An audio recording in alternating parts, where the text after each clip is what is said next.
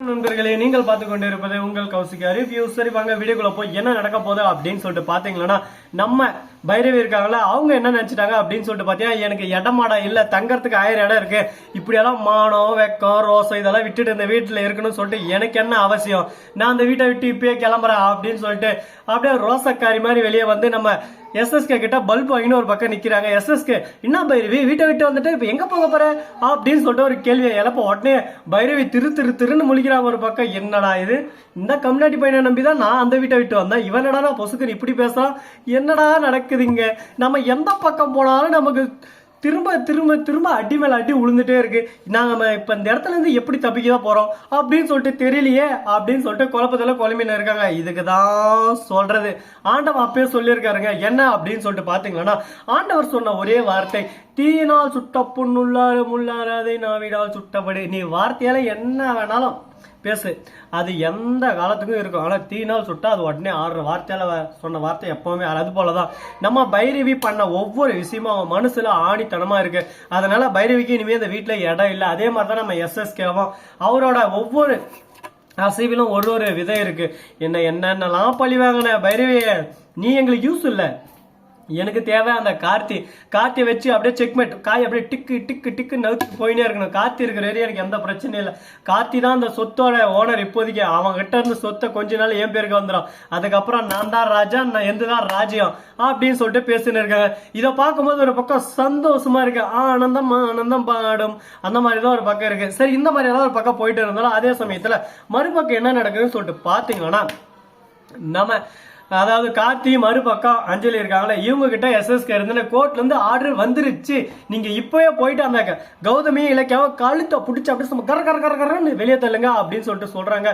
என்ன சொல்றீங்கப்பா, உண்மையா அப்படின்னு சொல்லிட்டு கேட்க, நான் சொல்வது உண்மையை தவிர வேறொன்றும் இல்லை, நீ போய் செய் மகளே அப்படின்னு சொல்லிட்டு சந்தோஷமா சொல்லிடுறாங்க. அந்த பன்னி மூஞ்சில ஆனந்தத்தை பார்க்கணுமே, என்ன ஒரு ஆனந்தம் பன்னி மூஞ்சினுக்கு அப்படின்ற மாதிரிதாங்க. சந்தோஷத்துல ஒரு பக்கம் மெய் சிலிந்து போயிட்டாங்க. இந்த மாதிரி ஒரு சந்தோஷத்தை எங்கேயுமே பாத்துக்க மாட்டாங்க. அந்த அளவுக்கு ஒரு பக்கம் சந்தோஷம் ஆர்ப்பாட்டம் எல்லாமே ஒரு பக்கம் தேடி வந்து அவங்கள கூடி வந்த மாதிரி சந்தோஷத்துல இருக்காங்க. இந்த சந்தோஷம் நீடிக்காது ராசா, நீடிக்காது.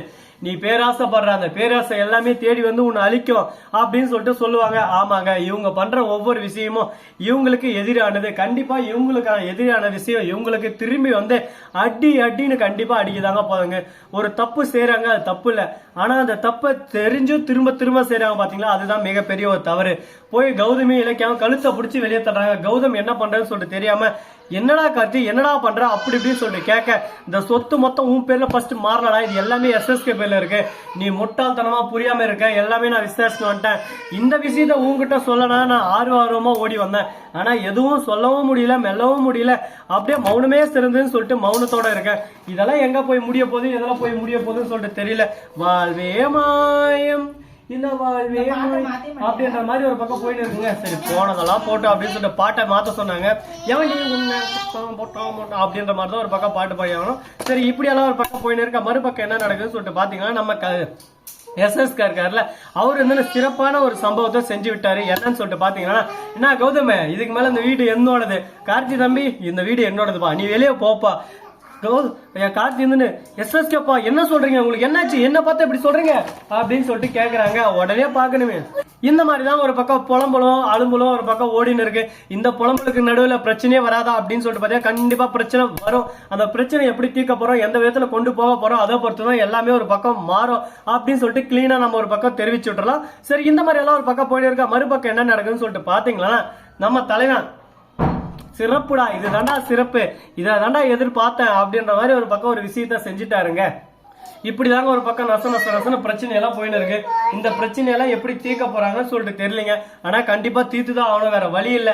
வாழ்க்கையில பிரச்சனை வரும், அந்த பிரச்சனை எப்படி கொண்டு போறோம் அதை பொறுத்துதான் இவங்க ஜெயிக்க போறாங்க. நம்ம கௌதம் இருக்காருல, அவரு வந்து ஒரே வார்த்தை சொல்றாங்க, இதுக்கு மேல உங்ககிட்ட பேசி பிரயோஜனம் இல்லை, உங்ககிட்ட பேசுறதுக்கு எந்த ஒரு விஷயமும் இல்ல, நான் எங்க போய் சந்திக்கணுமோ அங்க போய் சந்திச்சுக்கிறேன் அப்படின்னு சொல்லிட்டு முடிவு பண்றாங்க. இப்ப என்னடா பண்ண போறாங்க, இவங்க ஏதுதான் பண்ண போறாங்க, இவங்க பண்ற விஷயத்தெல்லாம் பார்த்தா நமக்கே ஒரு பக்கம் பதட்டமா இருக்கு, பயமா இருக்கு. ஏன் அப்படி சொல்றேன் அப்படின்னு சொல்லிட்டு பாத்தீங்கன்னா, ஒரு பக்கம் இப்படியே போறாங்க, ஒரு பக்கம் இப்படியே போறாங்க, இது எங்க போய் தான் முடிய போகுதுன்னு சொல்லிட்டு தெரியல.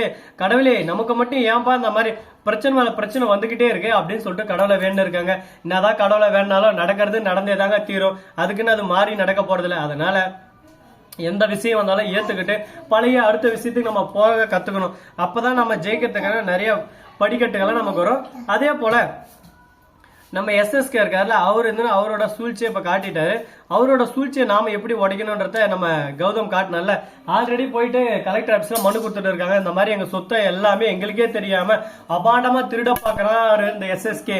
அது மட்டும் இல்லாம போலியான ஒரு டாக்குமெண்ட்டை வச்சுதான் எங்க மேல இந்த சொத்தெல்லாம் ஒரு வாங்கிட்டதான் சொல்லிருக்காரு அப்படின்னு சொல்றாங்க. போலியான டாக்குமெண்டா? எங்கிட்ட எல்லாமே ஒரிஜினல் இருக்குதுங்க பாருங்கன்னு சொல்லிட்டு காட்ட, அது எல்லாமே ஒரிஜினல் இல்ல. அந்த சொத்து முழுக்க கார்த்தி பேர்ல மட்டும்தான் இருக்கு, என் பேர்ல கூட இல்ல. அது மட்டும் இல்லாம கார்த்தி இந்த சொத்தெல்லாம் விற்கணும்னா அதுக்கு ஜானகி அம்மாவும் மறுபக்கம் நம்ம கார்த்தியோட அப்பாவும் இவங்க எல்லாருமே ஒத்துழைச்ச மட்டும் தான் இந்த சொத்தை விற்க முடியும். அப்படி இருக்கையில இவங்க எப்படி தனியா வித்தாங்க அப்படின்னு சொல்லிட்டு ஒரு கேள்வி வருதுங்க. இந்த கேள்விக்கு நடுவில் என்ன பண்றது ஏது பண்றதுன்னு சொல்லிட்டு தெரியாம ஒண்ணுமே புரியாம சைலண்டா நின்று இருக்காரு எஸ்எஸ்கே. நம்ம எந்த பக்கம் போனாலும் நமக்கு பிரச்சனை மேல பிரச்சனையா வருதாடா, இந்த பிரச்சனையை நம்ம எப்படிதான் ஒரு பக்கம் தடுக்க போறோம்னு சொல்லிட்டு தெரியலையே கடவுளே அப்படின்னு சொல்லிட்டு கடவுளை வேணும் இருக்காங்க. இதுக்கு தாங்க சொல்றது, எந்த விதத்துல எப்படி பிரச்சனை வந்தாலும் எல்லாத்தையும் எதிர்கொள்ற ஒரு தைரியம் வேணும். இந்த வீடியோ பிடிச்சிருந்தா லைக் பண்ணுங்க, கமெண்ட் பண்ணுங்க, ஷேர் பண்ணுங்க, டிண்டிங் பெல்ல தட்டி விட்டு போங்க. அப்பதான் நான் போற அடுத்த வீடியோ உங்களுக்கு உடனுக்குடன் நோட்டிபிகேஷன்ல வந்து கொண்டே இருக்கும். மிக்க நன்றி. தேங்க்ஸ் ஃபார் வாட்சிங். Tata, see you. நன்றி, வணக்கம், வந்தனம், வருக தருக.